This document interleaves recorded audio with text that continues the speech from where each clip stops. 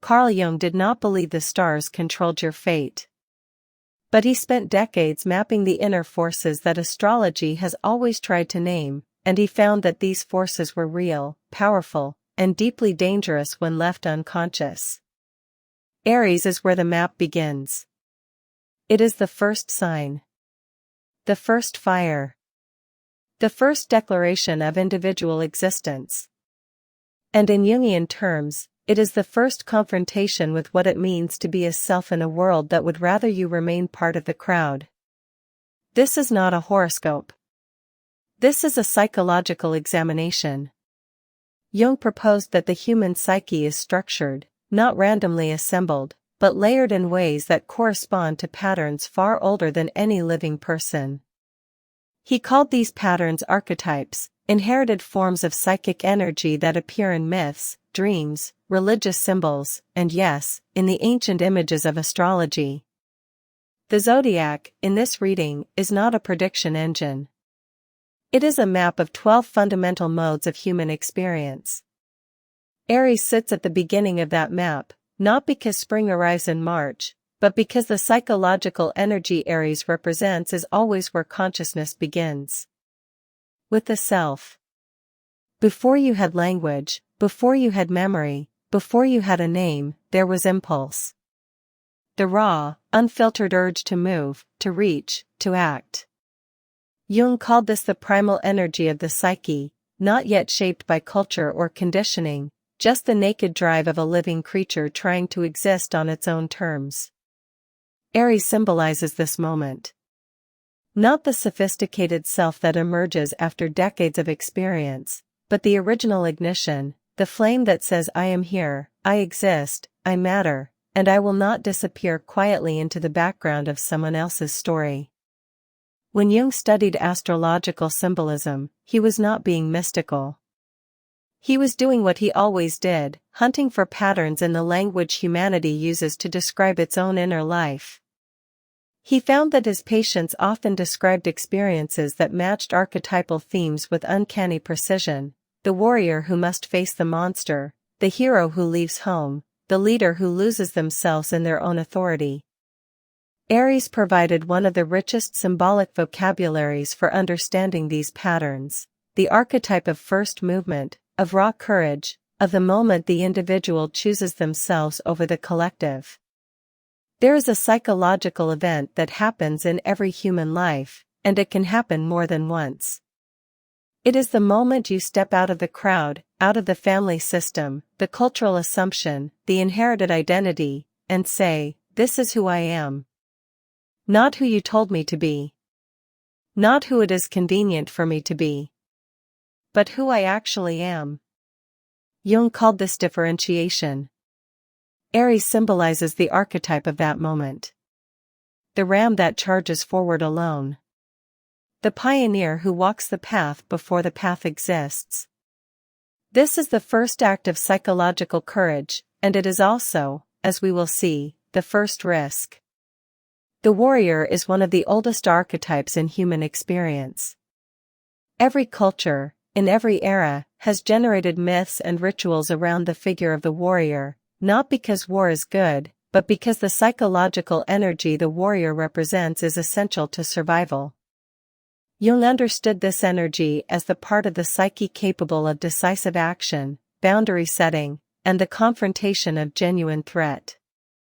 In Aries, the warrior archetype appears in its purest, least modified form. It has not yet been tempered by diplomacy, compromised by fear, or buried beneath social obligation.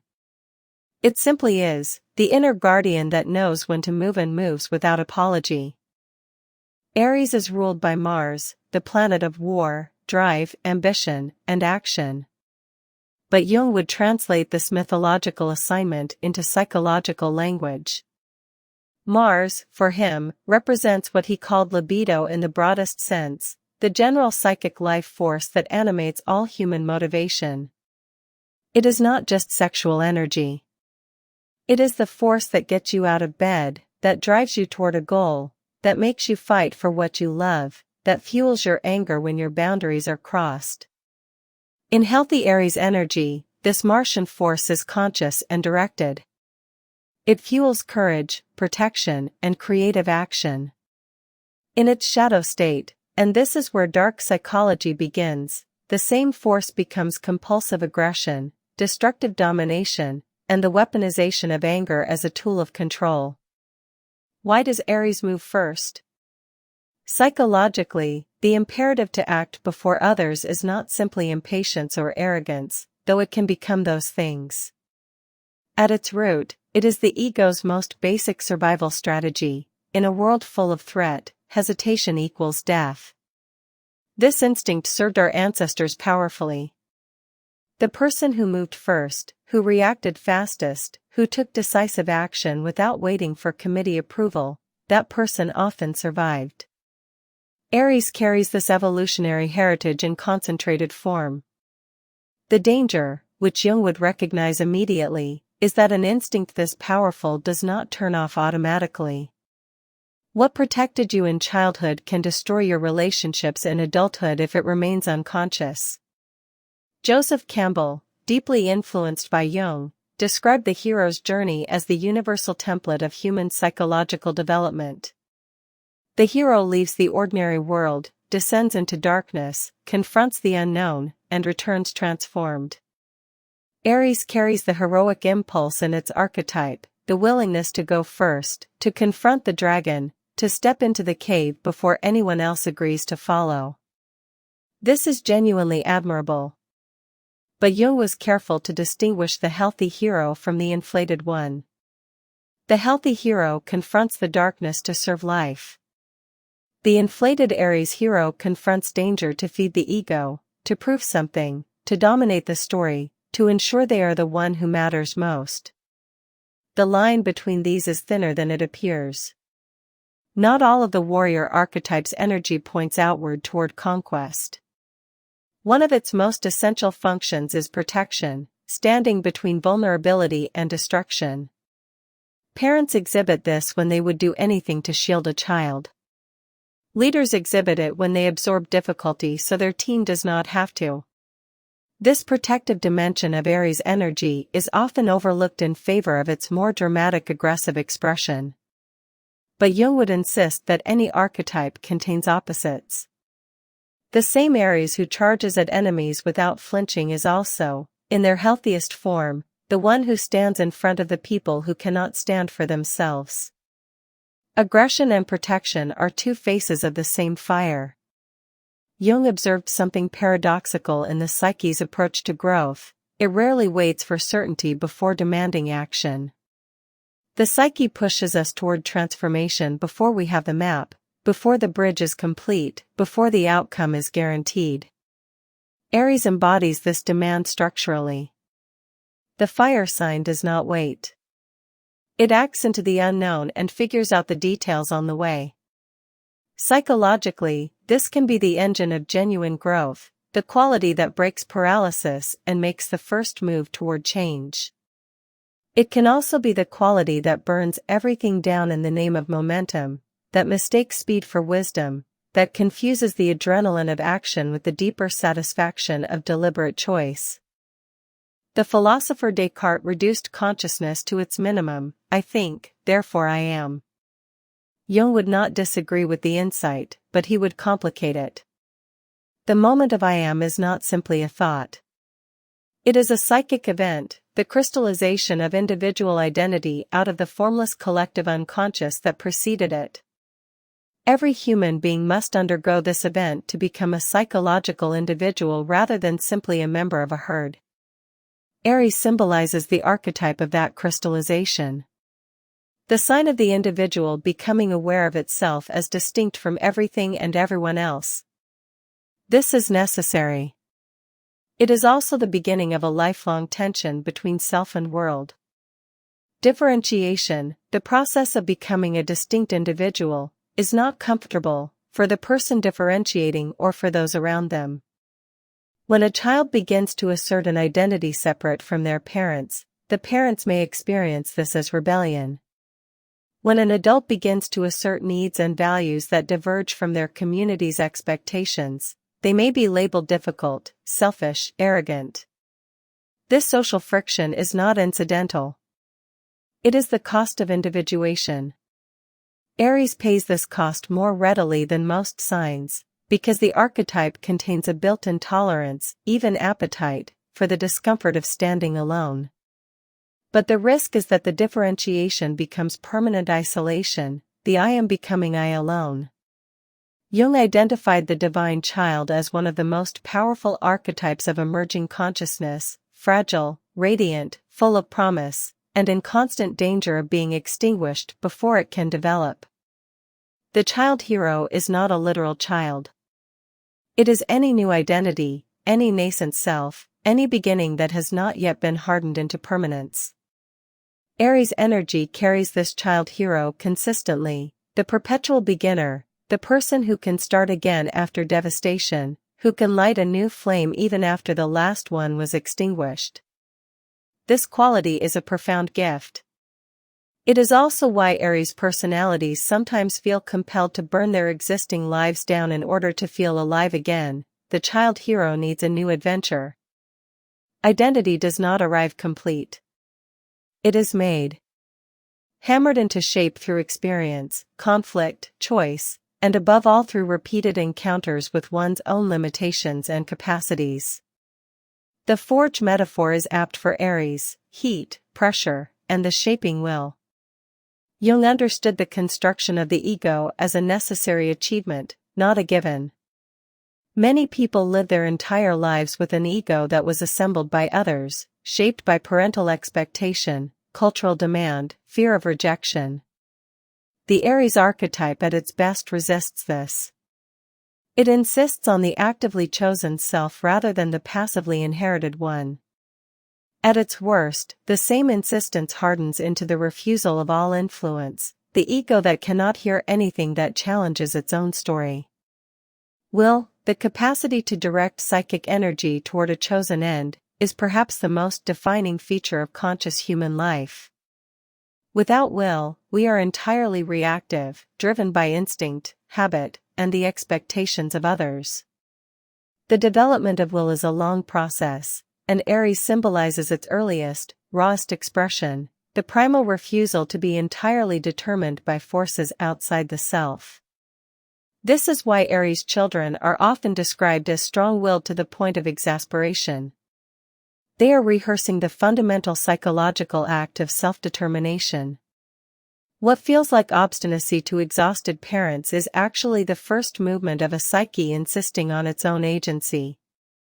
The question is whether that agency will be developed into genuine responsibility or remain forever at the level of defiance. Jung's concept of the persona, the social mask we wear in public, is one of his most practical and immediately recognizable ideas.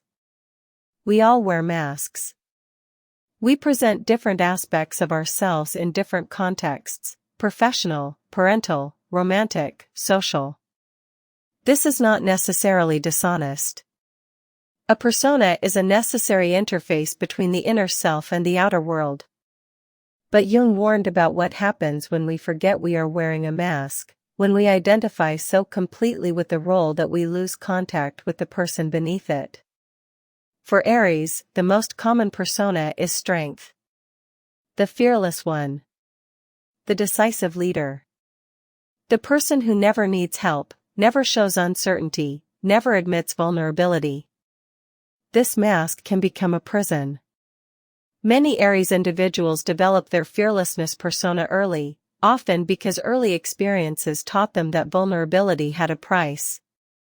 A child who showed fear and was punished for it, mocked for it, or abandoned because of it learns quickly to seal that vulnerability behind confidence. The fearlessness becomes automatic. It works, in the sense that it protects the tender inner self from further damage. But it also cuts the person off from their own emotional reality. They become proficient at performing courage while experiencing something very different internally.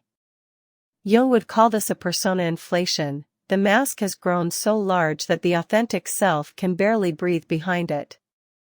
The longer this continues, the more dangerous the eventual crack. Performance is not the same as authenticity.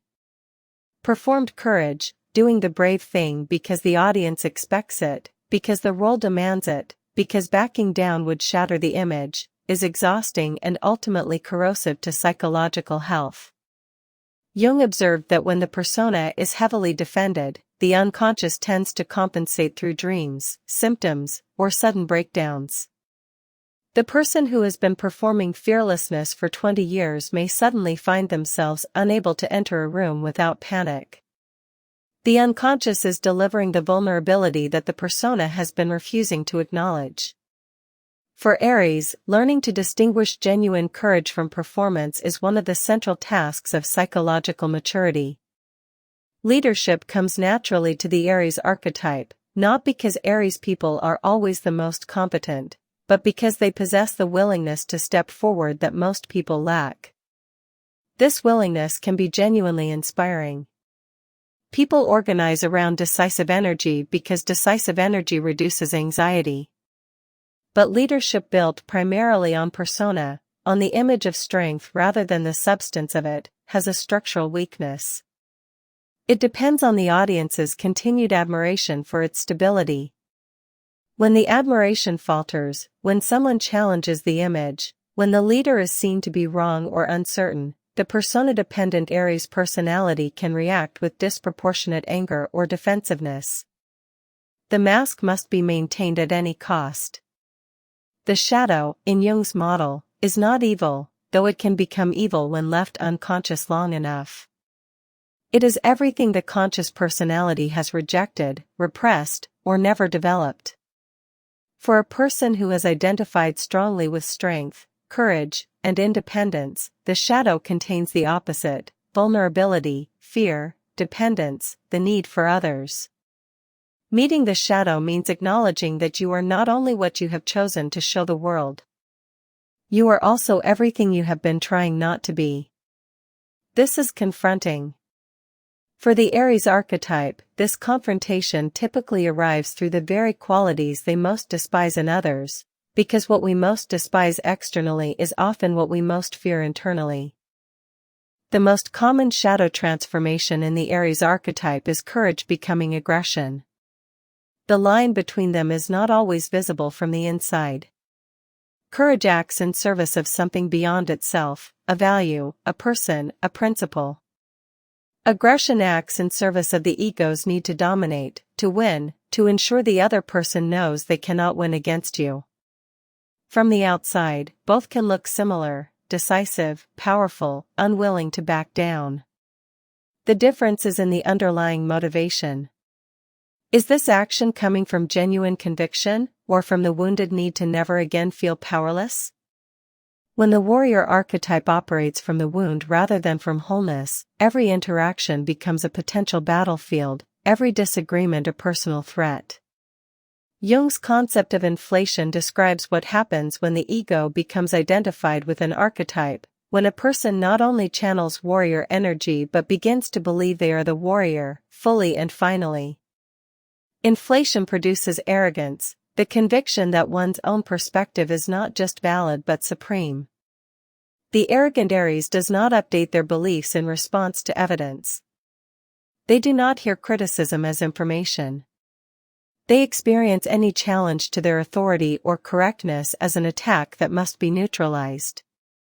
This is not genuine confidence, which is grounded in actual self-knowledge, including knowledge of one's limitations.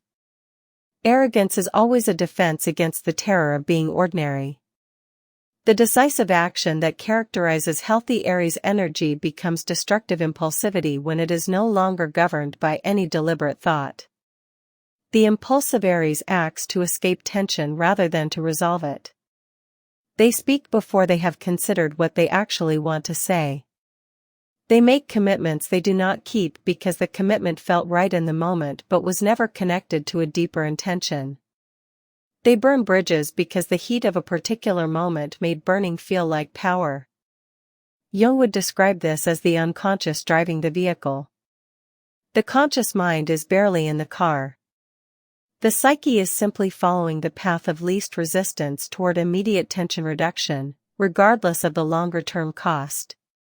Healthy competition is generative, it raises the level of performance, creates excitement, and provides a socially acceptable channel for Martian energy. But when competition becomes the organizing principle of all relationships, it has crossed into shadow territory. The person who must win every conversation, who cannot celebrate another person's success without a flicker of resentment, who measures their own value entirely by their position relative to others, that person is no longer competing. They are dominating. Or trying to. And the domination impulse, when frustrated, tends to generate disproportionate rage. Jung would note that this rage is almost never really about winning the immediate contest. It is about the deeper terror of being no one, of being replaceable, of mattering less than the story of themselves they have spent their life constructing. Beneath the armor of the typical Aries persona, there is almost always a suppressed fear that the armor was originally built to contain. Fear of being abandoned if they show weakness. Fear of being controlled if they let their guard down. Fear of being seen as ordinary, as insufficient, as not enough to justify the space they take up. This suppressed fear does not disappear because it is not acknowledged. It goes underground and finds other expressions: chronic irritability, low tolerance for ambiguity, the compulsive need to always be doing rather than ever simply being. Jung would say the fear is knocking at the door. Every symptom of Aries' darkness, the rage, the arrogance, the restlessness, is the suppressed fear finding its way out through the gaps in the armor. Repression is not a decision. It is a survival strategy that the psyche adopts automatically when a feeling or need is experienced as too dangerous to acknowledge. For many Aries individuals, vulnerability was dangerous early. It led to punishment, rejection, or exploitation. So the psyche repressed it. Sealed it off. Built a warrior persona on top of it. The problem is that repressed material does not dissolve. It accumulates. It grows. And eventually it finds its way back, not as conscious acknowledgement, but as symptom, rage that seems disproportionate to the trigger, fear disguised as contempt, tears that appear at completely unexpected moments and are immediately suppressed again before anyone can witness them. Rage in the Aries shadow is rarely what it appears to be on the surface. The explosion that follows a minor frustration, the friend who is 10 minutes late, the colleague who disagrees in a meeting, the partner who asks a perfectly reasonable question at the wrong moment, that explosion is not really about the precipitating event. It is the release of everything the person has been holding back, the accumulated frustration of feeling misunderstood, undervalued, constrained, or threatened by forces they cannot control. Jung would call this an abreaction, the discharge of stored emotional energy through a trigger that finally breaks the dam. The person is not overreacting to what just happened. They are finally reacting to everything that has been happening for years. One of the most important, and most dangerous, psychological mechanisms in the Aries shadow is projection. When we project, we attribute to others the qualities we cannot acknowledge in ourselves. The Aries personality who has repressed their own vulnerability may project that vulnerability onto others, perceiving them as weak, clingy, needy, or pathetic, and responding with contempt or impatience. The Aries personality who has repressed their own aggression may experience everyone around them as threatening or aggressive, living in a state of perpetual vigilance against attacks that often exist only in their own mirror. Projection is not lying. The person experiencing it genuinely believes what they perceive. That is what makes it so difficult to address and so destructive in its consequences. Jung found that the psyche speaks through symbols even when the conscious mind is not listening. In dreams, the Aries shadow often appears as a pursuing figure, something that chases the dreamer through landscapes of fire or battle. Or as a weapon that cannot be put down. Or as the ram itself, charging towards something the dreamer cannot see, cannot stop, cannot redirect. These are not prophecies. They are communications. The unconscious is saying, There is an energy in you that is not being heard consciously, and so it is operating on its own, outside your control. Shadow integration begins when the dreamer stops running from the pursuing figure and turns to face it, when they ask, not in terror but in curiosity, "What are you? What do you want?" When persona inflation progresses far enough, it begins to produce patterns that modern psychology would recognize as narcissistic. The person has merged so completely with their own self-image, the powerful, decisive, admirable warrior, that they experience the world almost entirely through the lens of how it reflects or fails to reflect that image back to them. People around them are not experienced as fully real, but as either mirrors who confirm the grandiose self-image, or obstacles who threaten it. This is not a permanent character trait. It is a psychological structure that can be dissolved, but only through genuine confrontation with the shadow, only through the humiliation that comes when the mask slips and the terrified person beneath it is briefly visible. Many of the darkest expressions of Aries energy have roots in early experiences of threat, physical, emotional, or psychological. The nervous system of a child who grew up in an environment where danger was unpredictable does not return to a baseline of safety when the danger is removed. It remains on high alert. It learns to detect threat in ambiguous situations, to interpret neutral expressions as hostile, to respond to disagreement as attack. This is not a character flaw. It is the body and mind doing exactly what they were trained to do. But it means that the adult Aries carrying this kind of wound will experience ordinary social friction as existential threat, and respond accordingly, with the full force of a warrior whose survival instincts have never been updated to match the actual level of danger. Control, in the Aries shadow, is almost never about power for its own sake. It is about the reduction of anxiety.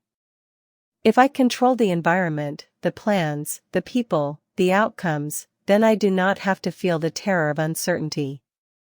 I do not have to feel powerless. I do not have to feel afraid. Control is the Aries shadow solution to fear. Build a world small enough that nothing unpredicted can happen inside it. The paradox is that control requires constant energy to maintain, produces resentment in the people being controlled, and inevitably fails, because the world is not controllable, no matter how much Mars energy you pour into the attempt. When the control fails, the anxiety it was suppressing returns with compound interest. Jung described the complex as a cluster of emotionally charged ideas and images organized around a specific experience, often a wound. When a complex is activated, it effectively takes over the conscious mind, hijacking the personality and running a pre-written script that has nothing to do with the actual present situation. For Aries, the most common complex possession looks like this: a small trigger, a tone of voice, a look, a word, activates the wound complex, and suddenly the person is no longer an adult navigating a present moment. They are a child re-experiencing the original threat, with all the rage, fear, and urgency that entailed, but with an adult's body and capability for damage. This is not weakness. It is the unintegrated past speaking through the present.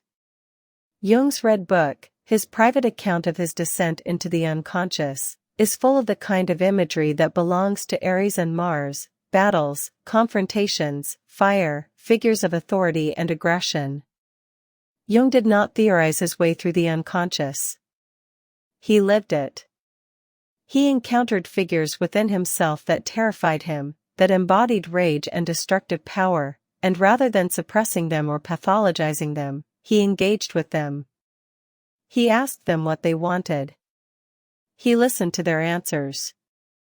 This is active imagination, the deliberate decision to dialogue with the interior life rather than flee from it, and it is perhaps the most important tool available for the Aries individual seeking to integrate their shadow. The mythological roots of Aries psychology run deep.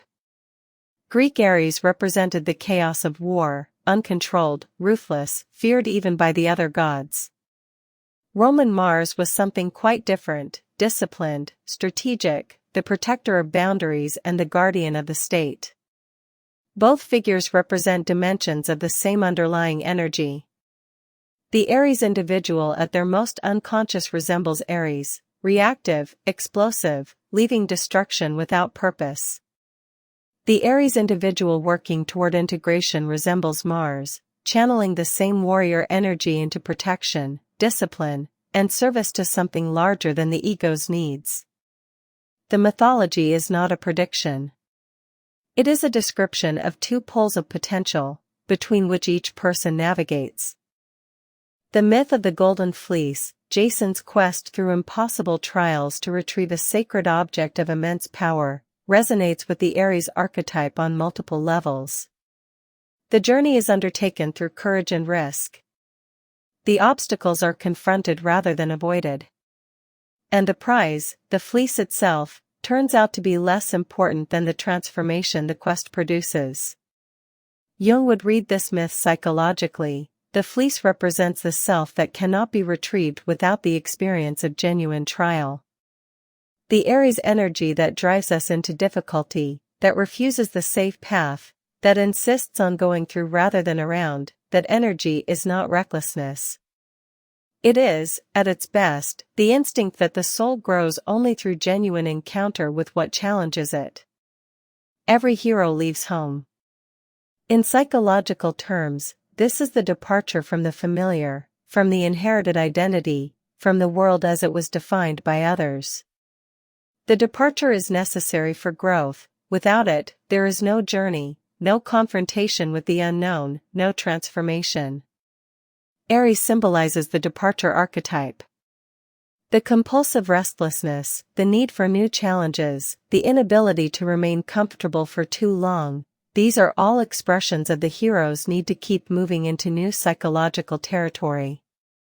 The shadow of this tendency is the person who is always leaving but never arriving, always beginning but never completing, always seeking the next horizon because the present one has stopped producing the aliveness they require.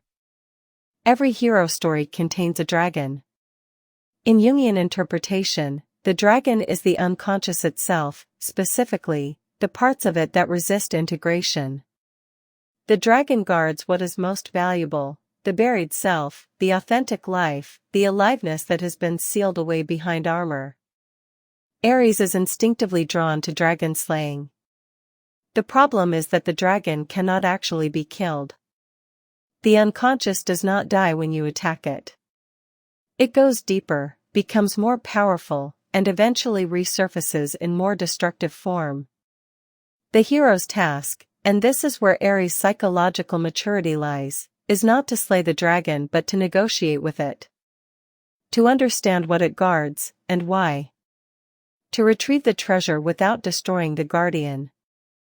The ram has been sacred in human cultures across thousands of years, in ancient Egypt, in Mesopotamia, in the Greek world. As a symbol, it carries specific psychological meaning, the energy of spring, of beginnings, of initiative, of the force that breaks through accumulated resistance. The ram does not go around obstacles. It charges through them. In psychological terms, this is not always wisdom. Sometimes the obstacle exists for a reason, and the wisdom lies in understanding what it is protecting before you destroy it.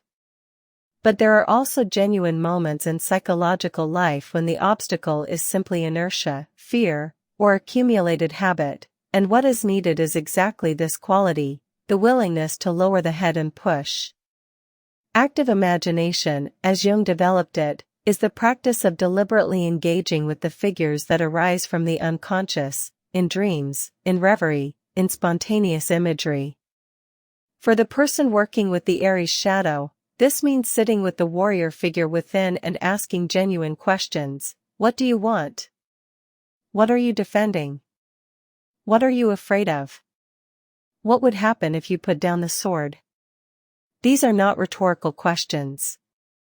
They require patient listening for actual answers, which may surprise the person asking them. The inner warrior, engaged respectfully, often reveals that the aggression is a protection, and that beneath the protection there is something that simply wants to be seen.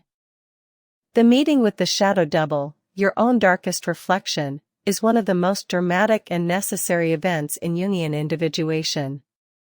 For the Aries individual, this encounter typically involves recognizing the aggression, arrogance, and destructive impulses they have most vigorously disowned as their own. This is not an easy recognition. It is far more comfortable to project these qualities outward, to see them as belonging to others, to the enemy, to the people they most despise. But the projection is always, at its root, a failure of self-knowledge. When the dark double is integrated, when the person can say I contain this, and I am responsible for how I direct it, the energy that was being consumed by the defense becomes available for genuine life. The image of fire under discipline is one of the most potent in the Aries psychological canon. Uncontrolled fire consumes everything indiscriminately, friend and enemy, precious and worthless, the work of years and the accumulated meaning of a life. Disciplined fire illuminates, warms, forges, and transforms. The difference is not in the fire's intensity but in the relationship the conscious mind has to it. A person who has done genuine shadow work does not have less fire than they did before. They have the same fire, the same Martian energy, the same warrior drive, but now it is guided by awareness rather than by compulsion. This is not diminishment. It is the difference between a wildfire and a forge. One of the most reliable indicators that individuation is actually occurring in an Aries personality is the emergence of genuine compassion alongside the warrior energy. Not performed compassion, not the kindness that is really about appearing good, but the actual capacity to feel the reality of another person's experience, to let that reality matter, to adjust one's behavior in response to it. This development does not come from suppressing the warrior energy. It comes from the warrior energy's integration with what has been in the shadow, vulnerability, tenderness, the capacity to be moved.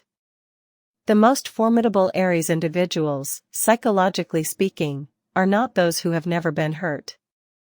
They are those who have been hurt, have understood what it means to be hurt, and have chosen to wield their considerable power with that understanding as a governing principle. Patience is not a natural Aries virtue. The archetype is built for movement, for urgency, for the imperative to act now. But individuation always requires the development of the opposing capacity, and for Aries, that means learning to tolerate stillness, delay, and uncertainty without immediately converting them into aggression or escapist action.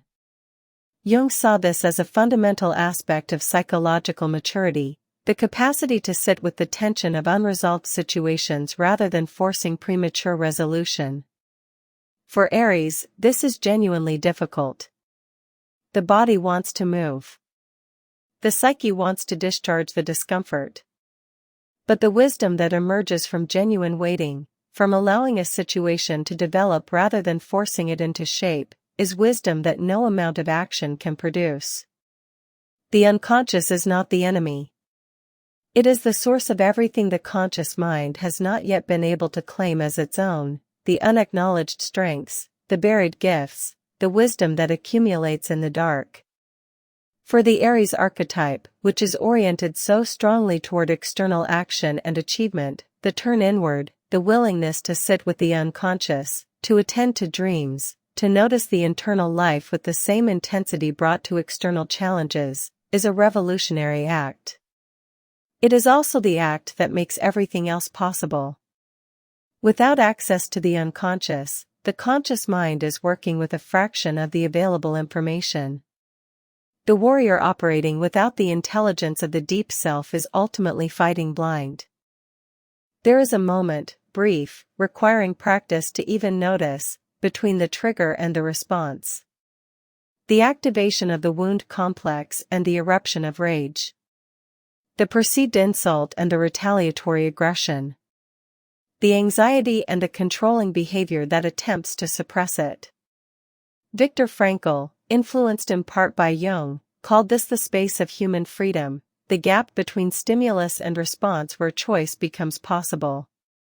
For the Aries individual doing genuine psychological work, expanding this gap is the central practice. Not suppressing the response, the fire is real and legitimate, but creating enough space to choose how it is directed. This is not weakness. It is the highest expression of the warrior's discipline. When the Aries individual finally puts down the armor, even briefly, even in the company of one trusted person, something unexpected often happens. The vulnerability, which was expected to be catastrophic, turns out to be manageable. The world does not end. The person does not disintegrate. And the relationship in which they allowed themselves to be seen becomes, paradoxically, more real and more nourishing than any relationship built on the fearless persona alone. Jung observed this repeatedly. The qualities we most fear to reveal are often the ones that create the deepest connections. The warrior who can cry is more formidable, not less, because they have encountered and survived a dimension of experience that the purely armored warrior has never learned to navigate. Leadership, for the individuating Aries, undergoes a fundamental transformation.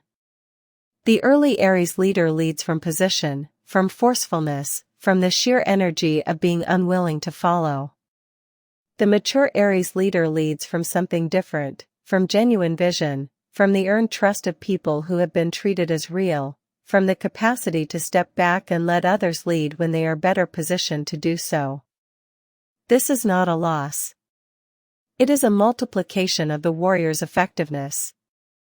The leader who can share leadership builds something that outlasts their own tenure.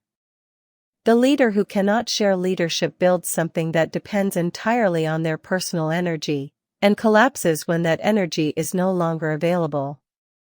Individuation, as Jung understood it, is not a destination. It is a direction. The completed self is not a person who has resolved all contradictions and eliminated all shadow material. It is a person who is in ongoing, honest relationship with the full range of what they are, the warrior and the wounded child, the leader and the follower, the fire and the patience, the courage and the fear. For Aries, the completed self holds all of these in dynamic tension. The sword is still there. The fire still burns. But they are held by a person who knows themselves, their triggers, their wounds, their gifts, and the difference between the two. This knowing is not the end of growth. It is the beginning of the kind of growth that actually serves life. Jung and the mature Aries individual, standing at sunrise together in the imagination, this image captures something important about what psychological work actually looks like when it succeeds. It is not dramatic.